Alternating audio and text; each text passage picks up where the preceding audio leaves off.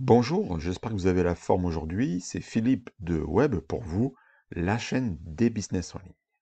Alors aujourd'hui, nous allons voir le SEO pour les articles de blog. On va voir les bases. Alors ce qui est important, c'est que dans le cadre d'un business en ligne, il est primordial que vos articles soient bien référencés sur les moteurs de recherche pour générer du trafic sur votre blog, puisque je vous rappelle que l'objectif principal de votre blog, c'est de capturer des adresses email, de construire une liste d'inscrits que vous allez pouvoir travailler par la suite avec de l'emailing marketing. Donc c'est très important d'avoir du trafic sur votre blog.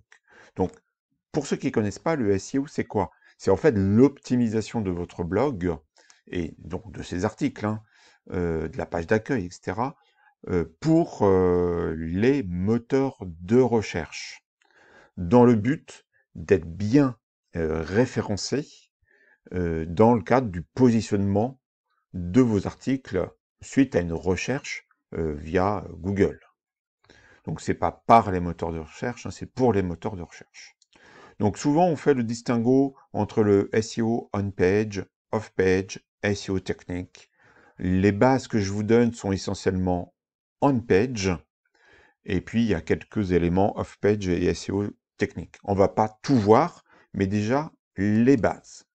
Le premier point, c'est l'URL de la page de votre article. Souvent sur votre CMS, le gestionnaire de votre contenu, du contenu de votre blog, appelle ça le slug.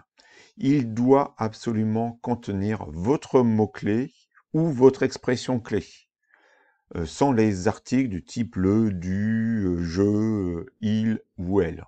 Donc c'est les mots-clés principaux. Il faut qu'ils soient courts et efficaces. Juste en le lisant, votre URL, vous devez savoir dans les grandes lignes ce qu'il va y avoir dans l'article. En tout cas, le visiteur doit voir cela. Donc forcément, le robot Google qui va indexer vos pages également. Ensuite, le second point, c'est le titre de votre article, ce qu'on appelle communément en SEO le H1. Il doit absolument également contenir votre mot-clé ou expression clé.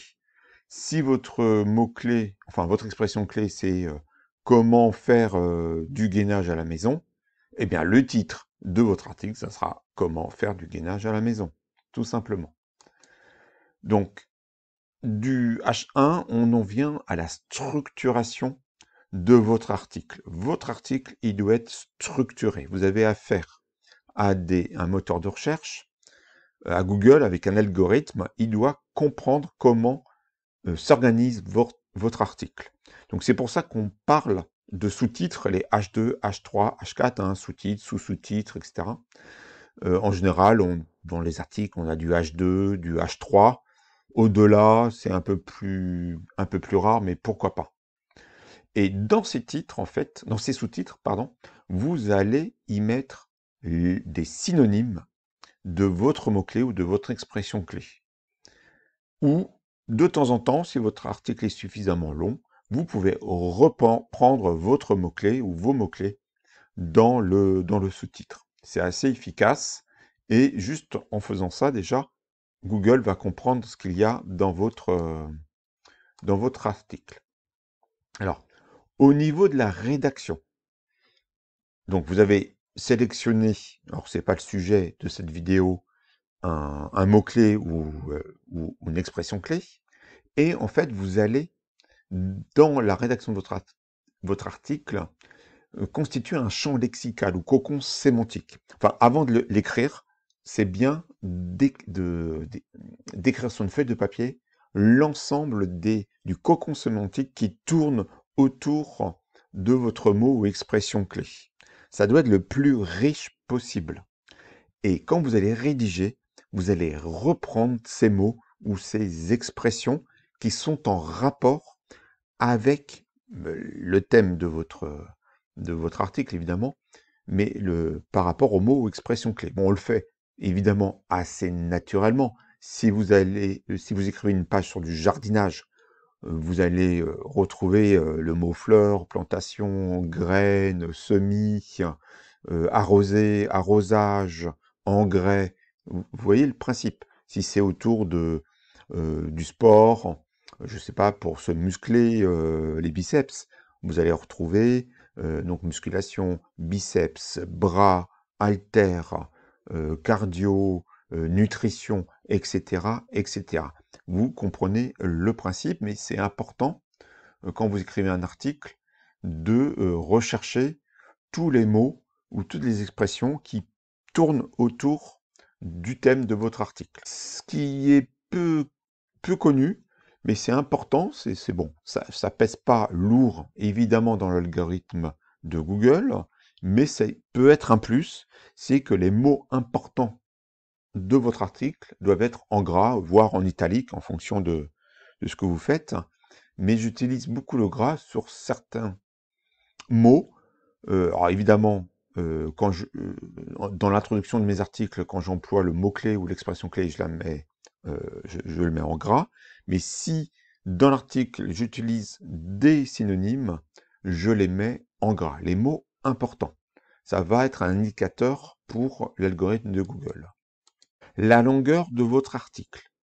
Si vous voulez être bien positionné, il faut au moins 1500-2000 mots minimum. Je sais que ça peut paraître long, mais l'algorithme de Google associe la longueur, enfin le nombre de mots, à la qualité de l'article. Plus il y a de mots, plus il considère que c'est un article qui va au fond des choses. Alors, c'est pas forcément vrai à 100%, il y aura d'autres indicateurs, notamment le temps passé sur votre article par chaque visiteur, hein, plus les visiteurs passent du temps, plus l'article va être considéré comme de qualité. Mais si vous faites un article de 200 mots, c'est sûr, vous ne serez pas dans les 3 premières positions, hein. Ça, c'est clair et net, hein. C'est une évidence maintenant. Au niveau plutôt du SEO plus technique, la vitesse de chargement de votre site, les images doivent être optimisées. Donc, ce qui veut dire qu'il ne faut pas mettre une image de 5 mégaoctets sur votre article, hein. Alors déjà, c'est important d'avoir des images ou des vidéos qui ponctuent un peu votre article, qu'il soit multimédia. Mais la vitesse, pas au détriment de la vitesse de chargement de la page. Donc pour cela, les images doivent être compressées et faire moins de 100 kilooctets. De même, si vous mettez des vidéos, donc ça peut être des vidéos, un lien vers une vidéo YouTube par exemple. Donc là, ça devrait pas être trop, le poids devrait pas être important. Mais si c'est vos propres vidéos, il faut les compresser également le plus possible sans perte de qualité. Vous pouvez d'ailleurs passer par YouTube pour les compresser et vous aurez un bon format pour votre blog et surtout pour la vitesse de chargement. Le nom de vos fichiers images et les balises alt texte, c'est un petit texte que vous mettez sur l'image, hein, via sous WordPress, hein, c'est au niveau de votre médiathèque, vous avez la possibilité donc de remplir le champ alt et c'est important de faire une description de votre image dans ce champ alt. Je pense que c'est également important que le nom de votre fichier image corresponde également à la thématique de votre article. Donc le nom doit comporter les synonymes ou vos mots-clés et dans la balise alt, dans le champ alt, vous indiquez également, vous blindez en fait d'expressions ou de mots-clés ou les synonymes par rapport à votre article. Mettez des liens également dans votre article. C'est le maillage interne, hein, ce qu'on appelle le maillage interne, qui renvoie vers d'autres articles en rapport de votre blog. Si vous avez par exemple une page sur la musculation des biceps, si vous faites référence à l'importance de la nutrition, eh bien vous avez peut-être un article sur la nutrition sur votre blog. Donc vous faites un renvoi vers cet article. Ce qui est important, c'est l'encre ou le lien hypertexte, hein, qui permet d'aller sur l'autre article. dans vos différents articles, il faut qu'ils soient variés. Il ne faut pas employer toujours le même texte qui renvoie vers l'article, hein. Il faut que ce soit varié, des synonymes, toujours puisés dans votre cocon sémantique. Si votre article, par exemple, fait un renvoi sur la nutrition et votre article c'est une bonne nutrition, ne mettez pas le lien hypertexte, toujours une bonne nutrition. Mettez optimiser votre nutrition, mettez comment bien se nourrir, etc., etc., en lien hypertexte pour renvoyer vers l'article concerné. Il y a d'autres liens à faire également vers des sources donc externes, des liens externes, hein. On vient de voir les liens internes, maintenant les liens externes. C'est bien également pour les moteurs de recherche, pour Google, d'avoir dans votre article des liens vers des sources ou des références externes. Ça peut être une définition pour un mot un petit peu compliqué ou spécifique vers Wikipédia. Ça peut être un lien vers une étude pour ceux ou celles de vos lecteurs qui veulent aller plus loin dans dans ce que vous racontez dans l'article. Obtenez également des backlinks. Alors là, c'est plutôt du SEO off-page, hein. Vous intervenez pas sur votre page. Vous allez contacter d'autres blogueurs. Vous allez inscrire votre URL, l'URL de votre article, dans des annuaires, par exemple, ou sur des forums, ou en commentaire d'autres blogs. Alors, il y a plusieurs techniques hein, pour obtenir des backlinks, hein. Vous pouvez contacter d'autres blogueurs pour un échange de backlinks, ça peut marcher aussi. Il faut varier en fait les backlinks et qui pointent donc vers votre article.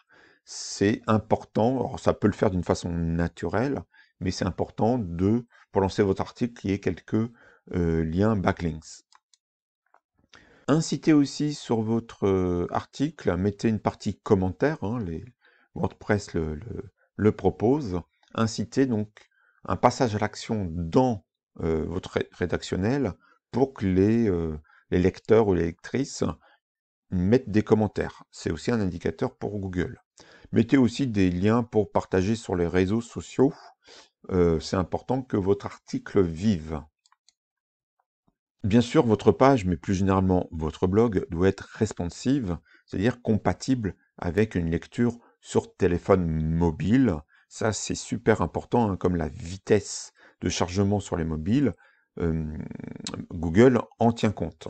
Donc, respectez ces bases et vraiment le plus gros sera fait de votre SEO. C'est pas garanti que votre article soit en première position par rapport à une recherche sur le mot-clé ou l'expression clé que vous visez, puisqu'il y a aussi le choix de ce mot-clé ou cette expression clé qui est également primordial.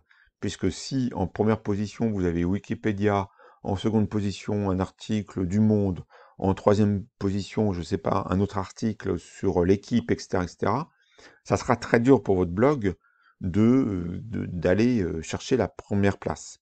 Mais sur certains mots-clés ou certaines expressions, plutôt expressions clés du type mots-clés de longue traîne, vous avez du potentiel pour bien vous positionner.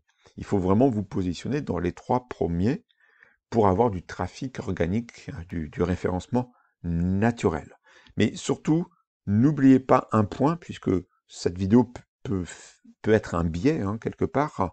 N'oubliez pas que vous écrivez pour des êtres humains, pour des lecteurs, des lectrices, pour votre audience, et non pas pour Google. Donc c'est un juste milieu entre le respect des bases de SEO, sans que cela dénature votre rédaction, et le côté humain, évidemment, qui est l'essentiel de ce qu'on veut faire au niveau d'un blog. Sur ce, je vous dis à bientôt pour une prochaine vidéo. Ciao!